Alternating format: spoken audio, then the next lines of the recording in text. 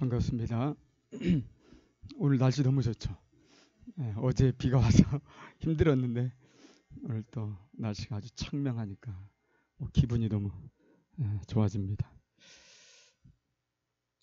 오늘 사도행전 아까 읽은 말씀 통해서 우리에게 오늘 주시는 말씀을 한번 생각해 보도록 하겠습니다. 여러분, 하나님께서 우리를 부르실 때는 싸우라고 부르시지 않았거든요. 다투고 전쟁하고 그런 부르심이 아니라 평화하고 사이좋게 지내고 그렇게 화목하게 지내라고 부르셨습니다. 그럼에도 불구하고 우리 교인들이, 우리 믿는 사람들이죠. 믿는 사람들이나 교회가 피할 수 없는 싸움이 있습니다. 그것은 십자가의 싸움이고 또 영적인 싸움이다. 이렇게 말을 할 수 있을 것 같습니다. 오늘 그런 싸움의 어떤 측면에서 오늘 설교를 시작하면 좋겠습니다. 저는 오늘 본문 이렇게 묵상하면서 엄청난 투쟁을 보았어요. 야, 정말 대단한 싸움이 일어나고 있다는 거죠. 바로 그것은 무엇보다도 기도의 대결입니다. 우리는 이미 지난 시간 계속 보면서 이 사도들과 예루살렘 교회가 한 마음과 한 뜻으로 기도하고 있는 걸 잘 알고 있죠. 바로 직전에 권력자들의 협박을 받고 사도들이 풀려났을 때 사도들이 당장 교회로 달려가가지고 여러분 기도합시다 해가지고 무슨 기도를 드렸나요? 4장 29, 30절 제가 한번 다시 읽어볼게요. 주여 이제도 그들의 위협함을 굽어 보시옵고 또 종들로 하여금 담대히 하나님의 말씀을 전하게 하여 주시오며 손을 내밀어 병을 낫게 하시옵고 표적과 기사가 거룩한 종 예수의 이름으로 이루어지게 하옵소서. 요약하면 그거죠. 권력자들의 협박에 굴복하지 않고 담대하게 맞서도록 하나님 저희들에게 능력을 주십시오 하는 거죠. 그런데 그런 사도들을 아랑곳하지 않고 어떻게 하든지 이 사도들을 대적하고 이 사도들이 하나님의 일을 못하도록 해방하려고 하는 이 종교 권력자들, 이들이 정말 뒤로 물러서지 않아요. 당대 최고의 하나님 나라를 대적하는 빌런이다, 이렇게 말을 할 수 있을 정도입니다. 바로 대제사장들과 사두개인들입니다. 여러분 한번 생각해 보면 좋을 것 같아요. 대제사장과 사두개인들, 이들은 기도 안 할까요? 이들은 누구보다도 종교 지도자들입니다. 성전에서 종일 365일 근무하는 사람들이에요. 하루에 3번 제사드립니다. 향을 피우고 하나님께 기도를 드립니다. 사실은 이 사도들보다도 오히려 더 열심히 기도하는 사람들이다, 이렇게 말할 수 있을 정도로 그들은 전문적인 기도하는 사람들, 전문적으로 기도하는 사람들. 그러면 그들은 과연 무슨 기도를 했을까요? 우리가 좀 생각해 보면 좋겠는데요. 어떤 사람들입니까? 이 사람들은 나사렛 예수를 이단으로 몰았어요. 나사렛 예수, 저 갈릴리 출신 예수, 지금 인기를 엄청나게 얻고 있지만 저건 사이비 이단이다. 어떻게 하나님의 선생이라고 하면서 모세 율법, 우리가 수천 년 동안 믿어왔던 하나님의 율법을 저렇게 무시할 수가 있느냐? 어떻게 예루살렘 성전을 파괴한다는 말을 할 수가 있느냐? 저건 하나님의 선지자가 아니고 이단의 괴수다. 그래서 음모를 꾸며가지고 나사렛 예수를 십자가에 못 박아 죽였습니다. 그런데 지금 그 예수의 졸개들이 예수가 다시 살아났다고 주장을 하면서 놀랍게도 초자연적인 기적들, 병을 낫고 귀신을 쫓아내 이런 일들을 하면서 백성들에게 너무 엄청난, 정말 어마무시한 인기를 얻고 있는 거예요. 사두개인들, 대제사장은 부활도 안 믿잖아요. 그런데 부활을 얘기하는 저 예수의 졸개들이 대중의 엄청난 환호를 얻으니까 와, 정말 막 분노가 치솟고 자기들이 정죄한 예수의 세력에 다시 이렇게 부응하는 건 이들이 원하는 상황이 아니잖아요.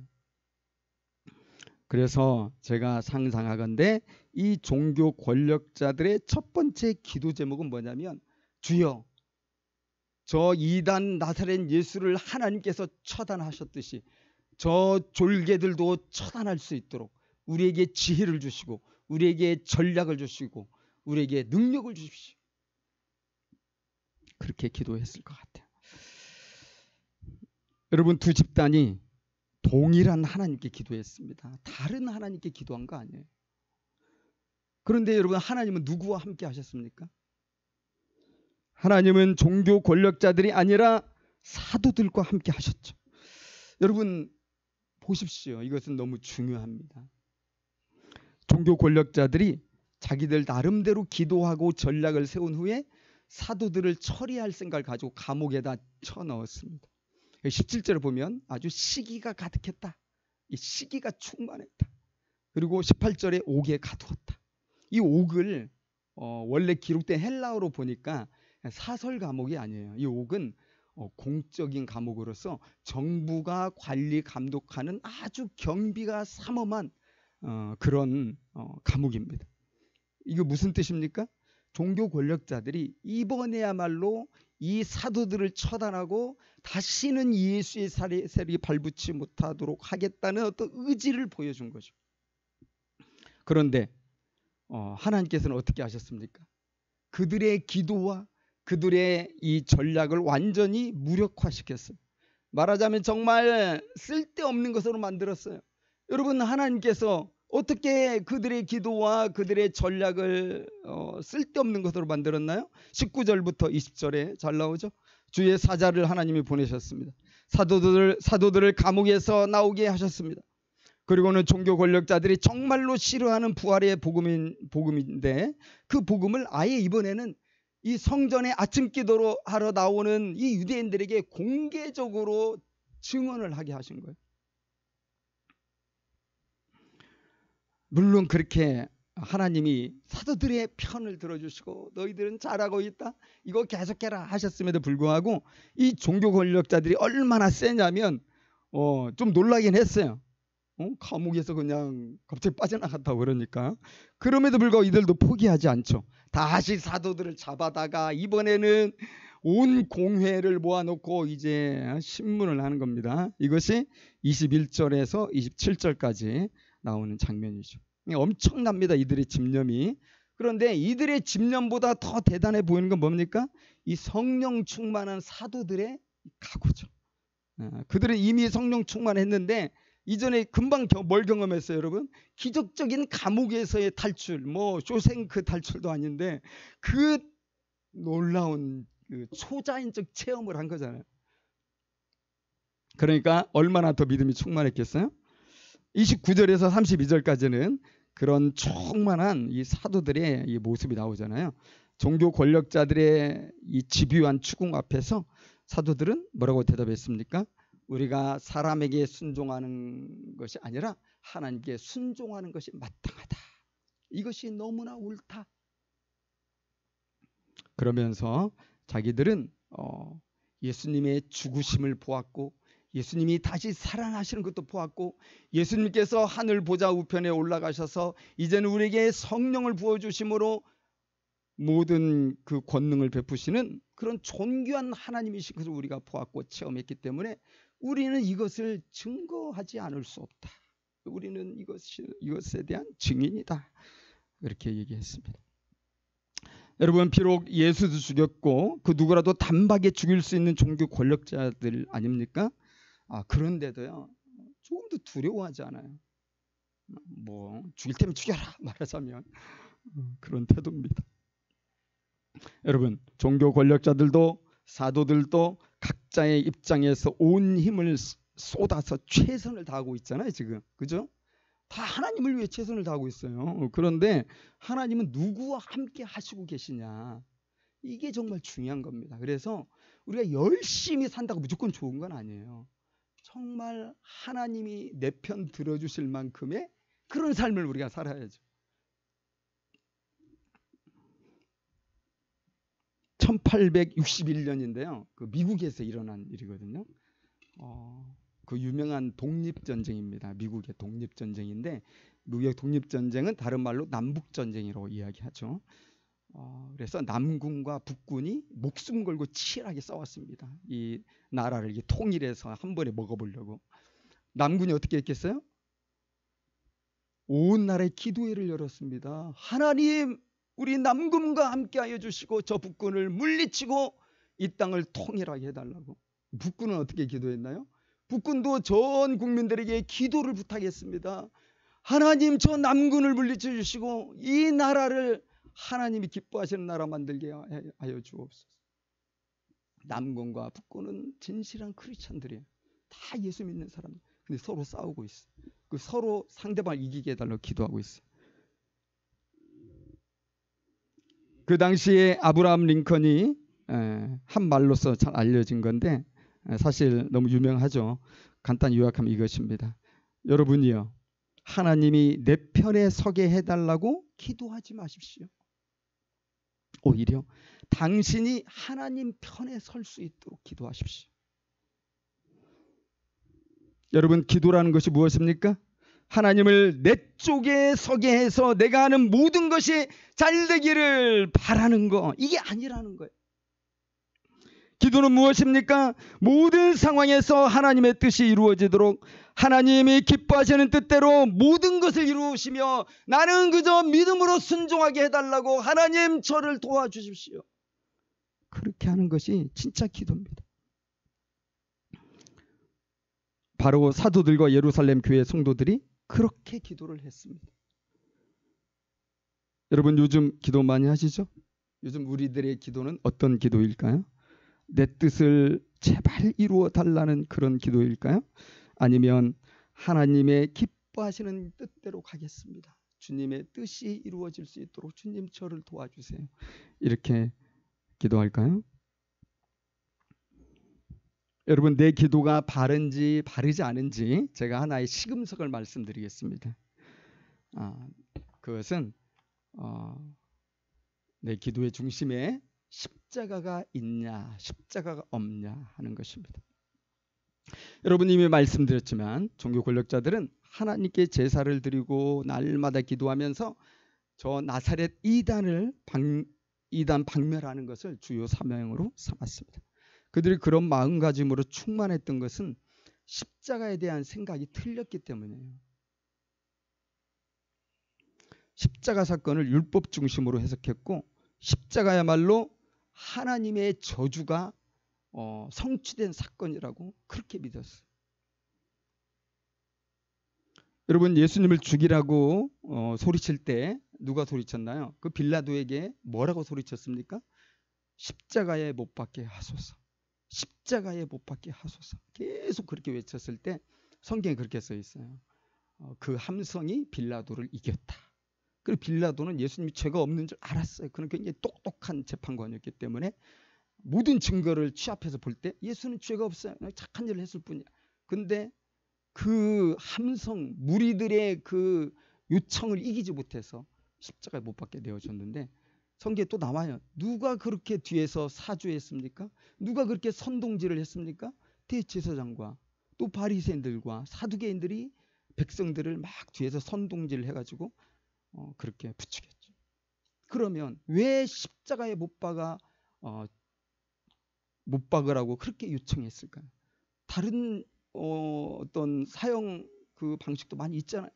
뭐 교수형도 있고 뭐 즉결 처형도 있고 뭐 당연히 많은데 꼭 하필이면 십자가에 못 박게 하소서. 핵심적인 이유가 있습니다. 그것은 십자가는 나무로 만들었죠.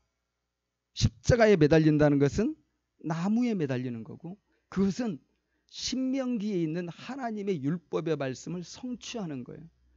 그렇게 나무에 매달려 죽을 때 이것은 하나님의 저주를 받아 죽은 것이 되는 거예요. 그래서 율법을 너무나 잘한 유대인들에게 예수가 저렇게 나무에 매달려 죽은 것을 통해서 저 예수는 하나님의 저주를 받았구나. 우리가 절대 따를 인물이 아니구나. 이렇게 다 인식하게 만드는 거죠. 자, 신명기 21장 22, 23절 제가 읽어볼게요. 사람이 만일 죽을 죄를 범함으로 네가 그를 죽여 나무 위에 달거든 그 시체를 나무 위에 밤새도록 두지 말고 땅을 더럽히지 말라. 나무에 달린 자는 하나님께 저주를 받았습니다. 십자가에 못 박게 해달라고 뒤에서 사주한 이유를 우리가 알겠죠. 그렇다면 이 사도들, 예수의 12제자들, 이들은 예수님의 십자가를 어떻게 이해하고 있겠습니까? 종교 권력자들과 전혀 다른 관점으로 십자가를 바라보죠. 이 십자가를 어떻게 바라보고 어떻게 이해하고 내가 받아들이느냐, 이게 너무나 중요한 거예요. 자, 오늘 30절 여러분 아까 읽어봤지만 보세요. 너희가 나무에 달아서 죽인 예수, 나무에 달아서 죽였다, 이렇게 사도들이 이야기하거든요. 여러분 왜 십자가란 말 안 썼을까요? 십자가에 달아서 죽였다가 아니라 나무에 달아서 죽였다. 이것은 이 사도들도 이 신명기의 배경을 다 알고 있는 거예요. 이 나무에 대한 사도 바울의 해석이 아주 명확하죠. 갈라디아서 3장 13절 말씀 제가 한번 읽어보겠습니다. 그리스도께서 우리를 위하여 저주를 받은 바 되사 율법의 저주에서 우리를 속량하셨으니 기록된 바, 신명기죠. 나무에 달린 자마다 저주 아래 있는 자라 하였습니다. 여러분, 바울은 나무에 달린 자마다 저주 아래 있다는 신명기 말씀이 틀리다고 했나요? 옳다고 했나요? 옳다고 한 겁니다. 또 뭐가 옳다는 말이에요? 그러니까 예수가 십자가 나무에 달려 죽임을 당했는데 그것이 뭐라고요? 하나님의 저주를 받은 게 맞다는 겁니다. 이게 틀리다는 게 아니에요. 예수님 저주받았어요. 그런데 왜요? 자, 핵심은 이것입니다. 바울이 얘기한 것처럼 우리를 위하여 저주를 받았다. 아멘입니까? 자신의 죄 때문에 그렇게 된 것이 아니라 율법의 저주 아래 죽어야 하는 모든 사람들의 죄를 씻어주시고 구원하시기 위해서 예수님이 스스로 그 저주를 선택하셨다 하는 것입니다. 여러분, 사실은 바울이 자기 얘기하는 것입니다. 바울이 누굽니까? 누구보다도 하나님의 저주를 받아야 될 정말 예수를 괴롭히고 예수 믿는 자들을 핍박하던 대명사가 바로 이 변화되기 전에 바울이잖아요. 그런 자신인데요. 예수님께서 내가 받을 저주를 대신 받으시고 그의 피로 내가 구원받은 거, 이것을 믿음으로써 삶이 뒤바뀐 것입니다. 그것은 여러분 오늘 본문에 나오는 베드로와 다른 사도들도 동일합니다. 그런데 그들만 그렇습니다. 우리도 동일하지 않습니까? 나 같은 죄인을 살리시려고 예수님께서 내가 대신 받을 죽음, 내가 대신 받을 하나님의 저주를 받으신 거예요. 우리가 그러한 십자가 그 사랑을 경험했고 우리가 그 사랑에 감격하고 깨달음을 얻었기 때문에 우리 예수를 믿었잖아요. 그리고 오늘 이 자리에 다 여러분 앉아 계신 거 아니에요? 사도들은 생각했습니다. 예수님이 내 죽음을 대신 죽으셨다. 그런데 그 예수님이 다시 살아나셨고 우리를 그 영광스러운 복음의 증인으로 세우셨다. 여러분, 그렇게 믿는데 어떻게 사도들이 그렇게 십자가를 사랑하는데 종교 권력자들이 무섭다고 그냥 뒤로 내뺄 수가 있겠어요? 차라리 죽으면 죽었지. 여러분, 정말 이 강대 강이 지금 부딪힌 거예요. 강한 것끼리 두 개 부딪히면 하나는 부러지게 되어 있습니다. 지금 이 지점에서 종교 권력자들과 이 사도들 가운데 목숨을 건 대충돌이 지금 일어나고 있는 거예요. 아무도 양보하지 않아요. 여러분 한 가지 물어볼까요? 하나님께서 언제 영광을 받으신다고 생각하십니까?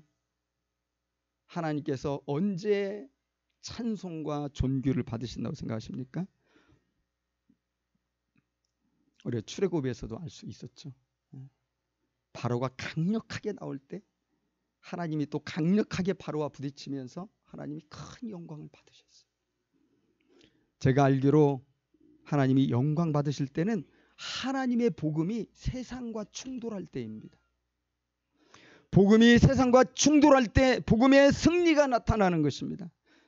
다른 말로 하면 충돌 없이는 어떠한 복음의 승리나 영광도 나타날 수 없다는 것입니다. 여러분 생각해 보십시오. 사도들이 만약 적당히 타협해서 서로 좋은 게 좋은 거지 뭐 우리 다 그냥 먹고 살자고 하는 거 아니야 하면서 다른 모든 것을 다 하면서도 십자가와 부활의 복음만은 전하지 않았다. 그럼 어떻게 됐을까요? 이것을 저 권력을 가진 사람들이 너무나 싫어하기 때문에 내가 이거 전했다가 하는 내가 정말 목숨 10개라도 이게 부지 못하겠다 이런 생각이 들고 또 교회가 편안하기를 바랐기 때문에 안 하기로 결단할 수도 있잖아요. 하나님 다 아시지 뭐 이러면서요.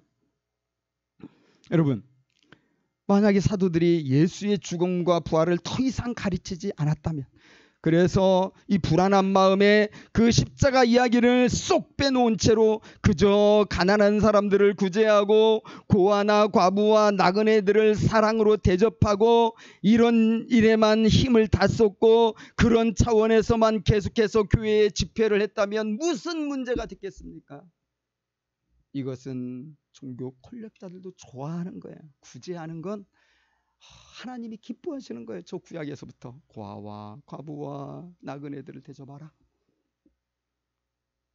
물론 교회가 해야 될 일입니다.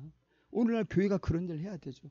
해야 되는데 그곳에 이 십자가의 복음을 타협하는 일이 있어서는 안 된다. 이 십자가의 복음을 전해야 된다.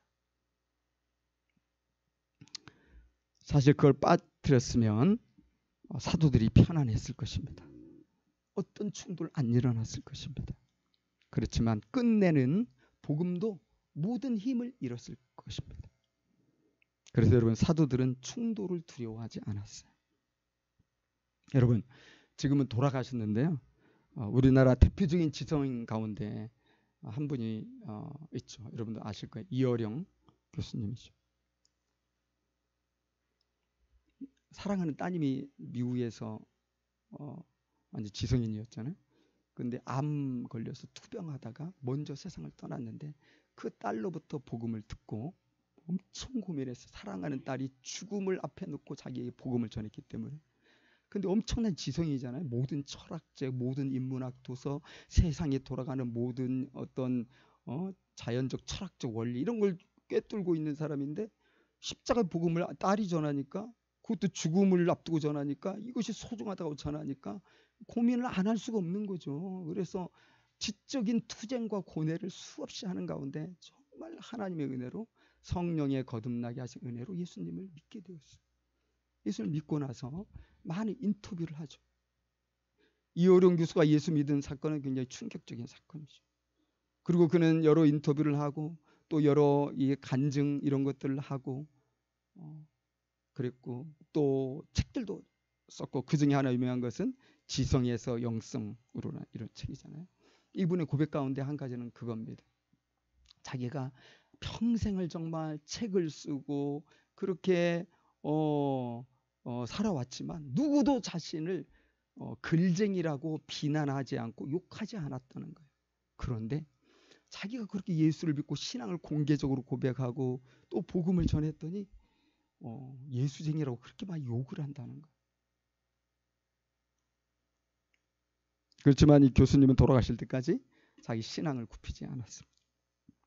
여러분 어떤 반대가 있거나 핍박이 예상될지라도 십자가와 부활 그리고 재림의 복음은 전해져야 된다는 것을 알 수 있습니다. 물론 우리가 복음을 전할 때 그냥 막 예수 찬당, 불신 지옥, 안 믿으면 당신 지옥 가 이런 식으로 막무가내로 상대에 대한 배려는 일도 없이 어떤 예의절도 지키지 않고 그냥 다짜고짜로 하는 게 참 문제인데 여러분 그래서는 안 되겠지만요. 그럼에도 불구하고 십자가를 사랑하는 그리스도인이다. 십자가의 복음으로 세워진 선교적 교회다. 그렇다면 하나님 나라의 이 복음을 가감없이 전해야 될 줄 알아야 한다는 것입니다. 여러분 바울도 그 점에서는 일고의 타협도 없었던 것을 알 수 있거든요. 바울은 잘 알고 있었어요. 뭘 잘 알고 있었습니까? 유대인들이 예수가 십자가에 못 박힌 얘기, 부활한 얘기 하면은 막 손사래를 치고 반대하고 핍박하고 꺼린다는 거 누구보다도 바울이 잘 알아요. 또한 저 헬라인들, 책 많이 읽은 저 철학 좋아하는 사람들, 예수가 십자가 못 박혀 죽었지만 그분은 하나님이다. 이 너무 웃기는 이야기고 너무 어리석은 이야기라는 거, 그 똑똑한 사도 바울이 너무 잘 알지만은 바울은 말하기는 나는 절대로 타협할 수 없다. 왜냐하면 이 십자가만이 사람들을 구원할 수 있기 때문에, 십자가만이 사람들을 구원하는 하나님의 능력이기 때문에 나는 절대로 타협할 수 없다. 그렇게 얘기했죠. 고린도전서 1장 22절에 24절 읽어보겠습니다. 유대인은 표적을 구하고 헬라인은 지혜를 찾으나 우리는 십자가에 못 박힌 그리스도를 전하니 유대인에게는 꺼리끼는 것이요 이방인에게는 미련한 것이로다. 하나님의 어리석음이 사람보다 지혜롭고 하나님의 약하심이 사람보다 강하니라. 사랑하는 여러분, 오늘날 우리 교회가 있는 지역에서 또는 가정과 직장에서 십자가를 전한다고 할 때 오늘 본문에 나오는 것처럼 이런 무지막지한 충돌은 일어나지 않을 거예요. 그러잖아요. 이 시대가 어떤 시대인데 이런 싸움 안 일어납니다. 막 목숨 걸고 순교를 각오하고 안 일어납니다. 그러나 분명한 싸움은 일어나요. 영적인 전쟁이 일어납니다. 보이지 않는 영적인 전쟁이죠. 그래서 우리가 누군가에게 하나님의 복음을 전하고자 한다면 반드시 기도해야 되고요. 또 교회 공동체의 기도를 함께 받아야 돼요. 그러면 우리는 깨닫게 돼요. 정말 하나님이 우리 편에서 일하시는구나. 여러분, 세상과 복음이 충돌하고 많은 어려운 일들이 계속해서 일어났는데요. 사도들은 적당히 타협하지 않았고 오히려 사도들은요, 자기들의 정체성에 대해서 더 강하게 이야기했어요. 그 뭐냐면 자신들은 복음의 증인이라는 것입니다. 32절에 있죠. 우리는 이 일의 증인이다. 이 일의 증인이기 때문에 우리가 알고 있는 것을 말하지 않을 수 없다. 침묵할 수도 없고 거짓말할 수도 없다. 우리가 보고 듣고 체험하고 깨닫고 지금도 경험하고 있기 때문에 어떻게 이 사실을 말하지 않을 수 있겠냐 하는 거죠. 여러분, 증인은 헬라어 단어로 보면은 순교자라는 뜻도 가지고 있어요. 순교자. 그러니까 사도들이 증인이란 말을 썼다는 것은 무슨 뜻입니까? 이 복음을 전하다가 죽어도 나는 후회가 없다 하는 마음을 표현한 것입니다. 다른 말로 얘기하면 복음을 전하다가 죽는 것이 내 사명이다.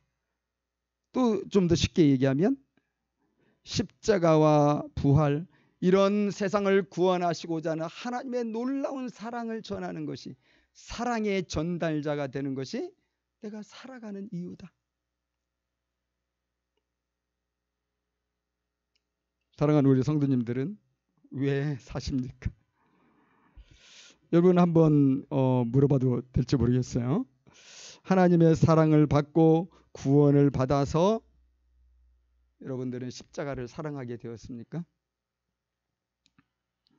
또 하나님의 사랑을 받고 구원을 받아서 십자가를 사랑하게 되었을 뿐만 아니라 그 안에서 참된 인생의 가치를 깨닫고 이제 알았다. 내가 무엇을 위하여 살아가야 되는지 진정한 이유를 발견했다. 그런 마음을 가지고 있습니까?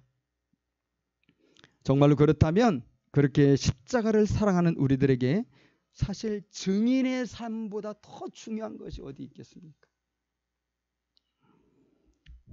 사랑하는 여러분, 우리 인간이 다른 생명체들과 다른 점이 있다면 무엇일까요? 저는 그것이 사명이라고 생각합니다. 물론 다른 동물이나 생명체들과 우리 인간이 무엇이 다른지 사회문화적으로 또 인류문화학적으로 많은 것들을 얘기할 수 있겠죠.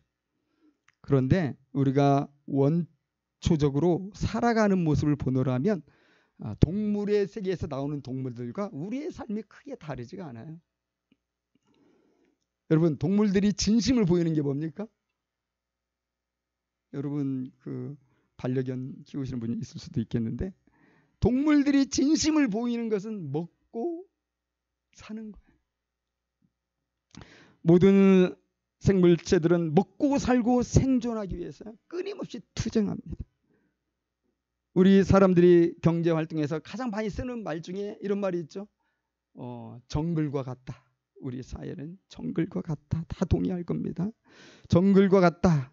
여러분, 그리고 약육강식이다. 이런 말 많이 씁니다. 근데 이런 말들은 어디서 나왔어요? 동물의 세계에서 나온 말 아닙니까? 그게 적용이 그대로 되는 거예요. 그래서 먹고 사는 데는 네 발로 걷는 짐승들이나 두 발로 걷는 인간이 크게 다를 바가 없다 하는 것입니다. 여러분, 정글에서도 그렇고 인간 사회에서도 그렇습니다. 강한 자가 살아남습니다. 강한 자가 약한 자를 이기고 큰 힘을 갖습니다.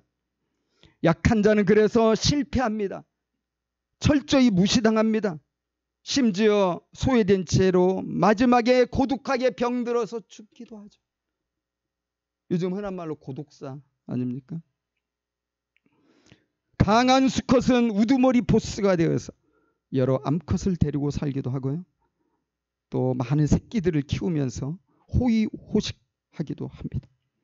동물들은 배불리 먹고 자고 또 섹스하고 자기 세력을 키우는 일에 삶을 쏟으면서 하루하루를 살아갑니다. 인간과 뭐가 다릅니까? 그렇게 자기 속에서 최선을 다하여 살다가 늙어 죽습니다. 또는 더 강한 자에게 붙잡혀서 먹히고 맙니다. 여러분, 인간이 직립보행하고 말을 하고 글을 쓰고 문화를 만들고 과학적 진보를 이룬다고 하지만 결국 생각해보면 한마디로 말할 수, 이 모든 걸 왜 합니까? 인간이 다 그냥 잘 먹고 잘 살기 위해서 합니다. 더군다나 이러한 잘 먹고 잘 살고 오래 사는 이것을 영원히 하고 싶은 게 인간의 꿈이에요.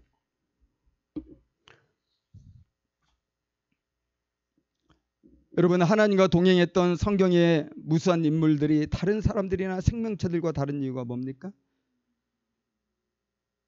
창조주 하나님이 주신 사명을 이루기 위해서, 그분의 뜻을 섬기기 위해서 살았다는 것입니다. 사도들이 바로 그러한 삶을 살았습니다. 여러분, 사도들이 유일하게 살아가야 하는 이유가 있다면 하나님께 사명을 받은 대로 이 사랑의 복음을 이 멸망받을 세상에 전하여 한 사람이라도 살리는 것입니다. 그것 때문에 살아가는 것이고, 그것을 하다가 죽는다면 너무 기쁘고 감사하다는 것입니다. 그래서 사도들은 끝까지 하나님 편에 서서 기도하고 투쟁하며 세상을 구원하고자 증인의 길을 걸어갔습니다. 사랑하는 성도 여러분, 증인의 사명은 그들만의 것입니까? 사도들만의 것은 아니죠. 하나님의 은혜로 예수를 믿고 십자가를 사랑하게 된 성도들도 동일한 사명을 갖는 것입니다. 예수님께서 흘리신 피로 죄 씻음 받고 그래서 십자가를 사랑하게 되었습니다. 그래서 우리들은 먹든지 마시든지 무엇을 하든지 그 복음의 증인으로 살아가고자 하는 것이죠. 참으로 오늘날 우리들이 이 증인의 사명을 기쁘게 감당할 수 있도록 아버지께서 때마다 일마다 성령을 우리 성도님들에게 부어주시기를 간절히 기도합니다. 우리 함께 기도하겠습니다. 우리는 주님의 십자가를 사랑하는 주님의 자녀들입니다. 하나님, 주님의 십자가에는 아버지 하나님의 사랑이 다 나타났다고 했습니다. 이 십자가를 제가 더욱 사랑하게 해주시고 식어진 구원의 감격 폭포수처럼 다시 임하게 하여 주옵소서. 그리고 먹든지 마시든지 무엇을 하든지 하나님의 영광을 위해 살게 하시고 이 사랑의 복음, 이 생명의 복음을 사랑하는 사람들에게 전하며 하나님 나라를 위해 살아가도록 주님 성령으로 충만하게 하여 주옵소서. 우리 함께 기도하겠습니다.